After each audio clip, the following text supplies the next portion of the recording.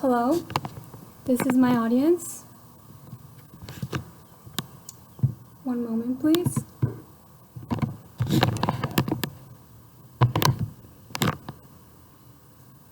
In today's society, we have all been drawn to our health since the rise of COVID-19. But what many don't know is that obesity is a prevailing issue that presents itself as an underlying condition to many death-related diagnoses. The World Health Organization announced that obesity has become a global epidemic, killing at least 2.8 million people each year. Buffets are known to be a child's dream due to the unlimited plates of food. Even dining at popular restaurants known for oversized meals, like the Simpsons donut at Universal Studios, is very tempting and easily accessible. So yes, we all love to eat what is bad for our bodies, admit it. But as the opportunities for physical activities decrease, it is not okay to satisfy these cravings because they can lead to obesity. First, I will elaborate on what obesity is and why it is one of the leading risk factors of early death. As stated by the CDC, obesity results from people consuming more calories than their bodies burn. Patients who are overweight often have cardiovascular risk factors. This occurs from the consumption of fatty foods that produce high cholesterol, high blood pressure, and diabetes.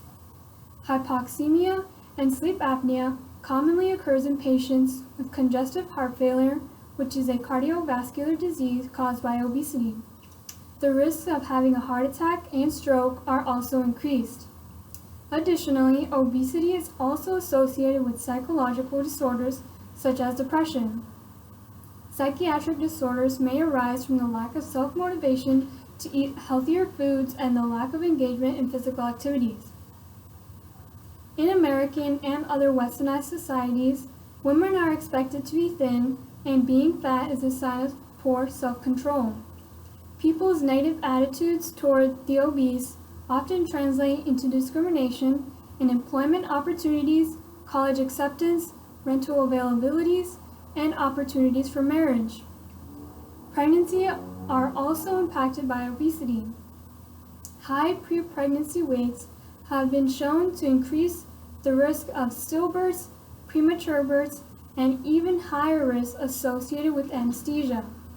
Children who are conceived by overweight mothers have been known to be born with heart defects and congenital malformations. Ultimately, morbidity for both the mother and the child is increased during labor and delivery. Now, even though many believe obesity is a difficult way to live, others have found a way to live around it. Some people who are overweight manage to escape the usual hazards, at least temporarily, and are typically known as metabolically healthy obesity.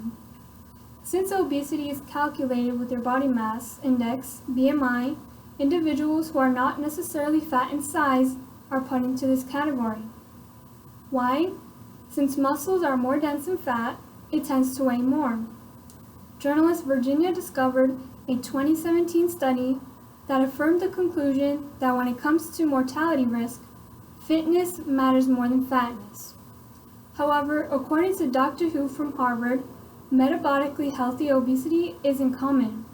It may be permanent due to the fact that a person is considered metabolically healthy obese doesn't mean it will stay that way. With aging, a slowdown in exercise, and other changes, metabolically healthy obesity can morph into its harmful counterpart. So now that you know a glimpse of how obesity can harm your health, I will explain how individuals and their environment influence the eating habits in societies. Local shopping plazas are often lacking organic fresh markets and are outnumbered by fast food restaurants like McDonald's. The government's role in preventing obesity instead has been the opposite. While restaurant menus are lowering in price, our portions of meals continue to increase. Dr. Deborah Cohen explains that most people eat too much if they're served more than what they need. We evolved in an atmosphere of scarcity when we couldn't really count on where our next meal was coming from. So we're designed to eat more than we need. But in order to prevent obesity from getting out of hand at home, we all have to be proactive. So fight your temptation of fast food, sweets, and restaurant meals. This will enhance your cooking skills and will allow your body to consume fresh and appropriately portioned food prepared by you. Additionally, maintaining some form of physical activity every day, as simple as jumping jacks and sit-ups, will keep your body from accumulating fatty tissue. So don't be afraid to get out of your comfort zone when it comes to getting active or trying new foods.